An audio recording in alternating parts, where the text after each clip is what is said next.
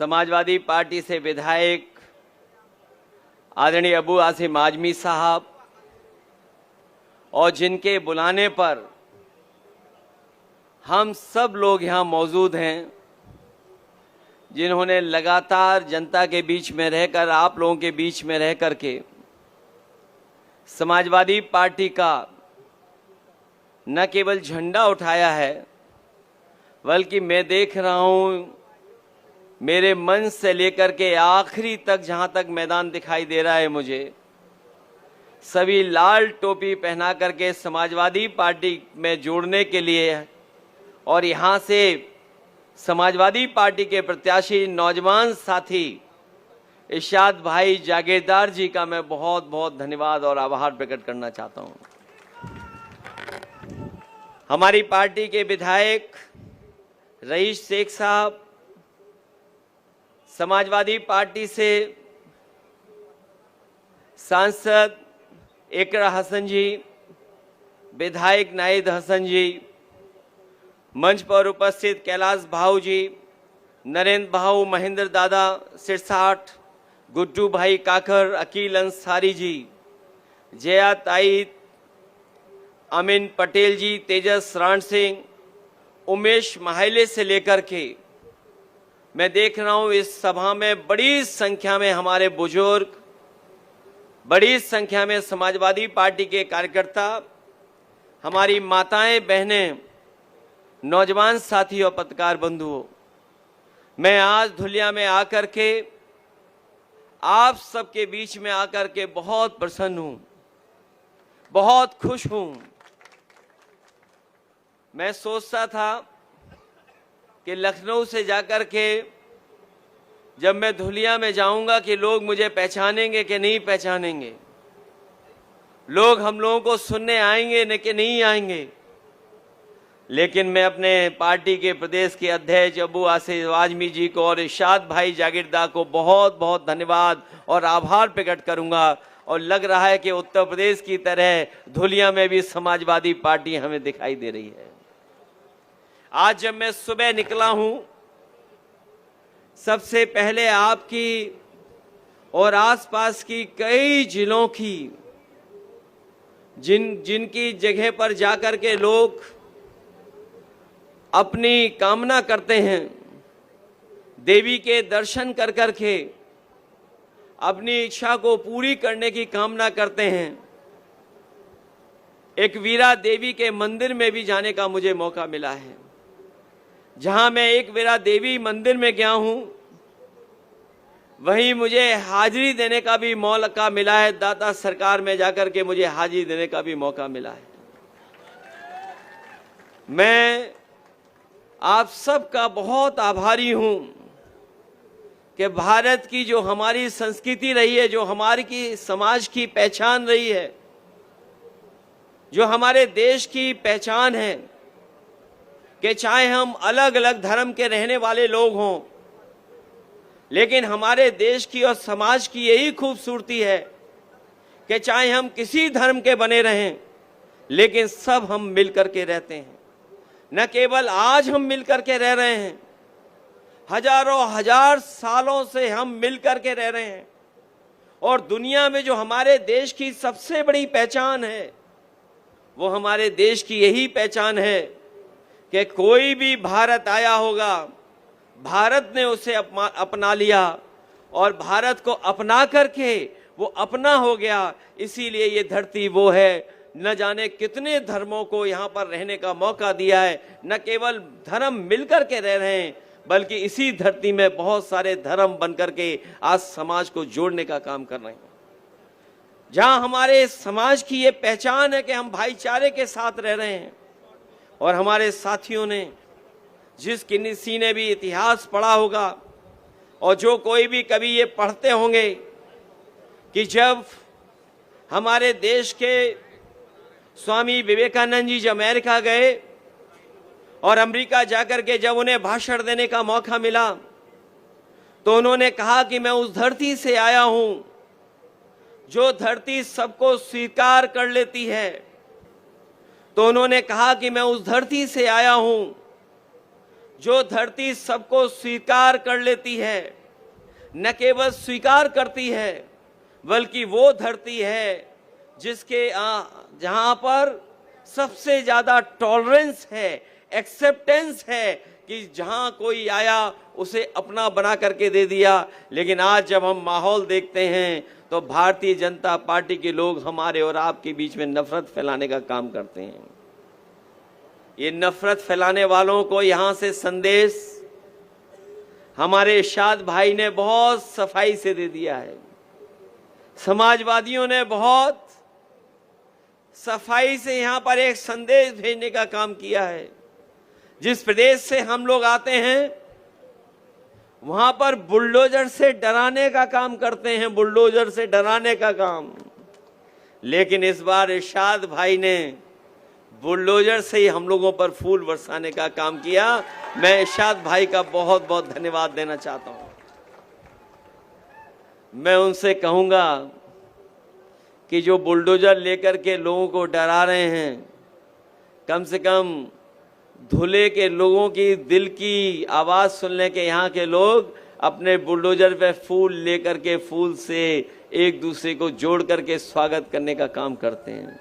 न केवल हम लोगों को फूल से स्वागत किया है बल्कि महाराष्ट्र की जो पहचान है वो हमारे सर पे फेटा पहना करके जो सम्मान किया है उसको हम समाजवादी लोग कभी भूल नहीं सकते।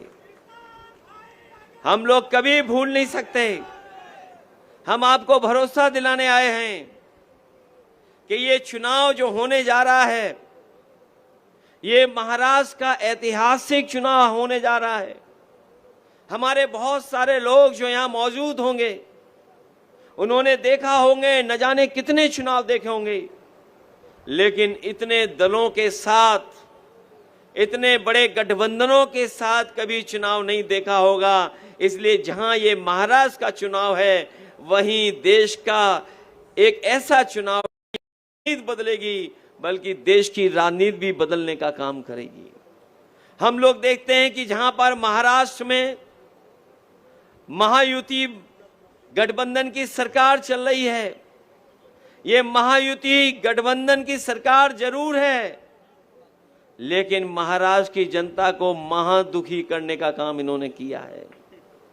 इतना दुखी कभी लोग नहीं हुए होंगे जितना यह महायुति की सरकार ने महादुखी किया है। और जिन लोगों ने कभी आंकड़े पढ़े होंगे और आज की खबर सुनी होगी, हमारा देश गरीबी में तो है ही है बहुत पीछे, लेकिन भारतीय जनता पार्टी और इनके सहयोगी लोगों ने महाराष्ट्र को तो खोखला किया ही है, देश को भी खोखला कर दिया। और देश को इतना खोखला कर दिया है कि जब दुनिया में हमारे देश की गिनती होती है तो सोचिए हम लोग भुखमरी में दुनिया में अपना 5वां नंबर जो देशों का होता है उसमें सबसे आगे पाए जाते हैं। क्या कोई कल्पना कर सकता है? भारतीय जनता पार्टी ने तो सपना यह दिखाया था कि दुनिया की सबसे बड़ी अर्थव्यवस्था बन जाएगी हमारा भारत, लेकिन जब आज सूची निकल रही है तो हमारा देश जो भुखमरी के आंकड़े आए हैं, जो भुखमरी में सबसे ज्यादा भुखमरी के देश हैं, उन 5 देशों में सबसे ज्यादा ऊपर अगर कोई देश दिखाई दे रहा है तो भारत दिखाई दे रहा है। और मेरे अगर आंकड़े गलत नहीं हैं तो पड़ोसी देश जो हमारे हैं वो हमसे अच्छा काम कर रहे हैं, वहां भुखमरी नहीं है, लेकिन हमारे देश में भुखमरी उन देशों से ज्यादा भी दिखाई दे रही है। जहां महाराष्ट्र को खोखला किया है वहीं पिछले लोकसभा के चुनाव के बाद ये भारतीय जनता पार्टी के इस गठबंधन के लोग हार की हताश में हैं। हार की हताशा इतनी है कि इन्होंने पैसे का बंदरबांट किया है, धन संपत्ति का बंदरबांट किया है। अभी तक तो सड़कों पे बंदरबांट किया था, सड़कों को लेकर के विकास की सड़कें जो बननी थी वहां बंदरबांट हुआ। वहीं हमें देखने को मिली वो तस्वीर जहां पर हमारे छत्रपति शिवाजी महाराज, उनकी जो प्रतिमा थी, जो नई लगी थी वो भी टूट गई। इसलिए ये जो हमारे छत्रपति महाराज जी की प्रतिमा पे जो घपला घोटाला करने वाले लोग हैं, उनको भी महाराष्ट्र की जनता इस बार छोड़ने वाली नहीं है, क्योंकि महाराष्ट्र का सम्मान को बचाने का भी चुनाव है। ये महाराष्ट्र के लोगों का अपना चुनाव है। जिन लोगों ने प्रतिमा लगा करके भ्रष्टाचार किया हो, पैसे में बंदर बांट की हो, उनके खिलाफ भी यहां की जनता दिखाई देगी। और यहां तो सब लोग जानते हैं, ये जो महाराष्ट्र की महायुति सरकार चल रही है, ये जनता की चुनी हुई सरकार नहीं है।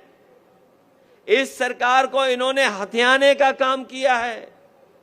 क्या बताओ, आपको नहीं पता कि सरकार तो चुनी गई थी किसी और की।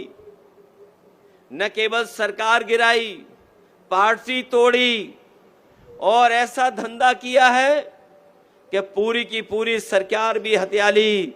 क्या ये महाराष्ट्र की जनता कभी स्वीकार कर सकती है? अब इस बार चुनाव आने वाला है और चुनाव में मुझे पूरा भरोसा है कि महाराष्ट्र की जनता इस बार महायुति गठबंधन को हरा करके अपने सम्मान को बचाने का काम महाराष्ट्र की जनता करेगी। ये लोग जो सत्ता में बैठे लोग हैं, इन्हें महाराष्ट्र को इतना पीछे छोड़ दिया है कि जो महाराष्ट्र लोगों को नौकरी और रोजगार देता था, महाराष्ट्र में लोग इसलिए आते थे कि यहां नौकरी और रोजगार मिल जाएगा, लेकिन दिल्ली और महाराष्ट्र की सरकार ने यहां के कारखाने और उद्योग को चौपट कर दिया है। लोगों के हाथ में ना नौकरी है ना रोजगार है, और महाराष्ट्र में लगने वाली इंडस्ट्री जो महाराष्ट्र में लग जाती, वो महाराष्ट्र में नहीं लगने दी, ये अपने गुजरात में लेकर के गए हैं। गुजरात का के जाकर के अपने प्रदेशों में कारखाने लगा रहे हैं। महाराष्ट्र के कारखाने जो महाराष्ट्र में लग जाते, वो महाराष्ट्र में नहीं लगे हैं, गुजरात में जाकर के लगे हैं। इसलिए मैं आपसे कहना चाहता हूं, इन बीजेपी वालों की हमारे आम लोगों की रोजी रोटी पर बुरी नजर रख रहे हैं, और जो बुरी नजर रखते हैं उनके खिलाफ जनता लड़ने का काम करती है, जनता हटाने का काम करती है। हम लोग उत्तर प्रदेश जहां से आए हैं, हम लोगों ने इन्हें देखा है कि किस तरीके से ये लोग वादे करते थे। याद होगा, इन्होंने अच्छे दिन का वादा किया था, लेकिन सत्ता में आए तो इससे ज्यादा बुरे दिन हमने और आपने नहीं देखे। जब बेरोजगारी बढ़ गई, महंगाई बढ़ गई, इन्होंने कारखाने बेच दिए, बैंकों का पैसा डुबा दिया, और एक ऐसा भी समय देश ने देखा कि जब लोगों के अपनी कमाई के पैसे जो उनके पास रखे थे, वो रुपया बंद कर दिए, बैंकों से नोटबंदी कर दी। जो लोगों ने अपनी मेहनत से कमाया था, नोटबंदी का परिणाम यह हुआ कि हमारे कारखाने बंद हो गए, उद्योग खत्म हो गए, और नोटबंदी का परिणाम यह हुआ कि आज महंगाई हो गई है। इसलिए हम आपसे निवेदन और अपील करने आए हैं कि हम लोगों ने उत्तर प्रदेश में तो इनका मुकाबला कर लिया है। ये बड़े बड़े सपने दिखा रहे थे उत्तर प्रदेश में कि उत्तर प्रदेश को बदल देंगे, उत्तर प्रदेश की अर्थव्यवस्था ऊंचाई तक पहुंचा देंगे। वहां की जनता समझ गई, वहां का किसान समझ गया, उन्होंने भारतीय जनता पार्टी को हराने का काम किया है। हम जब देखते हैं कि महाराष्ट्र में जो हमारी आर्थिक राजधानी है, मुंबई जो आर्थिक राजधानी है, जहां पर सबसे ज्यादा उद्योगपति हैं, सबसे ज्यादा कारोबार करने वाले लोग रहते हैं, लेकिन उसके बावजूद भी जब हम देश के आंकड़े देखते हैं तो सबसे ज्यादा किसान और गांव में रहने वाला गरीब है, और सबसे ज्यादा किसान हमारा आत्महत्या कर रहा है।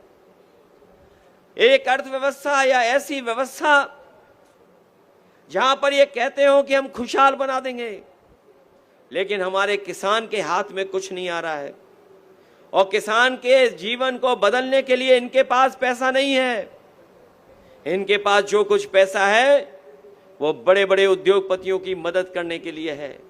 अगर वही पैसा जिससे उद्योगपतियों की मदद कर रहे हैं, अगर उसी पैसे से किसान की मदद होती तो हमारा किसान आत्महत्या नहीं करता, हमारे नौजवान के हाथ में रोजगार होता, नौकरी होती और हमारी माताएं बहनें भी अपना घर परिवार अच्छी तरह चला सकती थी।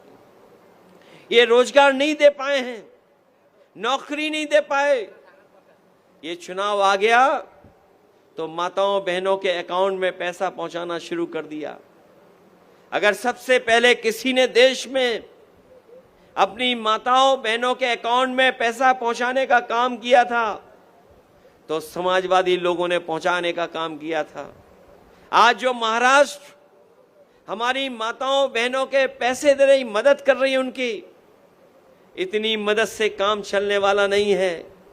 जब महंगाई इतनी हो, हमारे पैसे की कीमत गिर गई हो, तो हमें उसका दोगुनी मदद करनी चाहिए, तभी जाकर के हमारी माताओं बहनों का थोड़ा सम्मान हो पाएगा।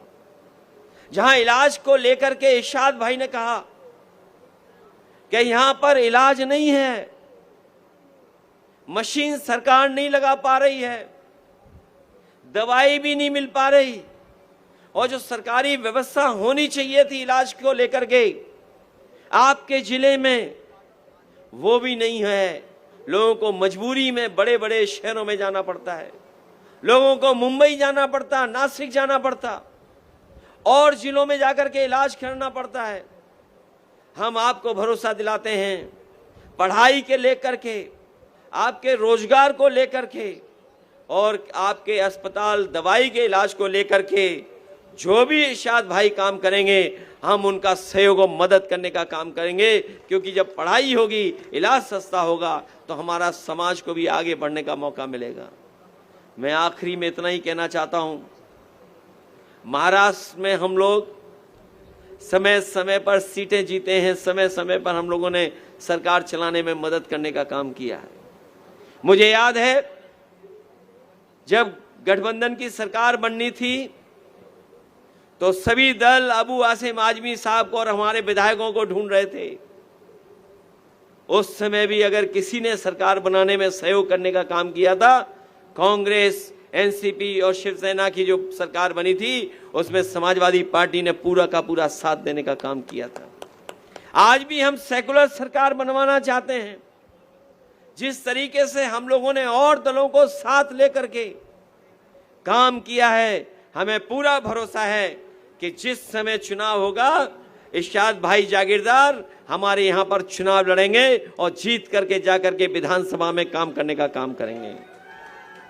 इसलिए इनकी मदद करिए, आप इनका सहयोग करिए। और इनका चुनाव चिन्ह तो इतना आसान है, साइकिल।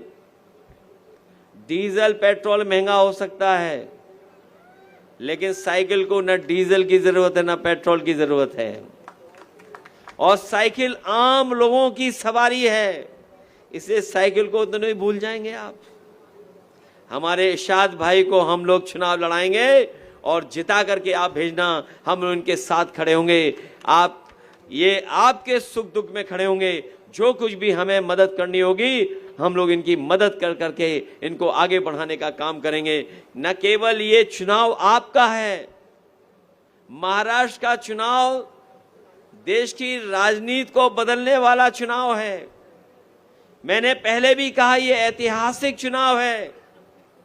इस चुनाव का परिणाम आएगा, बीजेपी हारेगी, सरकार यहां हटेगी, और जब महाराष्ट्र में सरकार हटेगी तो दिल्ली की भी सरकार हट जाएगी, और दिल्ली की सरकार हट जाएगी तो जो बुलडोजर लेके चलते हमारे मुख्यमंत्री, वो भी हट जाएंगे। इसलिए महाराष्ट्र का चुनाव हराइए और उत्तर प्रदेश का भी सरकार बदलने का काम करेगा।